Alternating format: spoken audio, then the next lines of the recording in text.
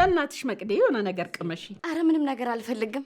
ቀደም የበላሁት ራሱ ሆዴን አሞኛል። አሞሽ ነው እንደሚጮኸው? እኔ እኮ እርቦሽ መስሎኝ ነው። እና እንዴት ነሽ? አለሁልሽ። ደግሞ ተቀይረሻል፣ አምሮብሻል። አንቺ ግን አርጅተሻል። በሰላም ነው? ውስጥሽ ግን አልተቀየረም። አመሰግናለሁ። እኔ የምልሽ ታዲያ ምን አዲስ ነገር አለ? አረ ብዙ አዲስ ነገር አለ። እንደውም ትዝ ይልሻል። እኔ ጋር ግን አዲስ ነገር አለ። እኔ ጋር እኮ ያለውን አዲስ ነገር ልነግርሽ ነው። እሺ ንገሪኝ። ይኸውልሽ ብታይ ሆነ ላገባ ነው። አግብተሽ የለ እንዴ? ስንቴ ነው የምታገቢው? በመጀመሪያ ደረጃ እንዳገባው ያወቅሽ አልመሰለኝም ነበር። ስላልጠራሽኝ ነው። አረ ጠርችሻለሁ፣ አልሰማሽኝም ማለት ነው አይደል?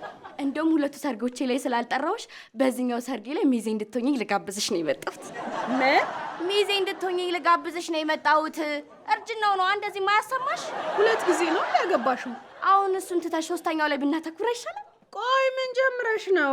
ማለት የሚያዋጣ ከሆነ እኔም ልገባበት ብዬ ነው። ትዳር ቀልድ መሰለሽ እንዴ? ዝም ብለሽ ዘው ብለሽ የምትገቢበት? የፈጣሪ ስጦታ እኮ ነው 3ቱም። አሁን የመጣሁት ሚዜ እንድትሆኚ ፈልጌ ነው። እኔ አሁን ሚዜ መሆን አልችልም። ከፈለግሽ ወደፊት 5ኛ 6ኛ ስታገቢ ያኔ ሚዜ ልሆንልሽ እችላለሁ። በአሁኑ ካገባውማ ድጋሚ መቼም አላገባ። ደግሞ ውለታ ያለብሽ።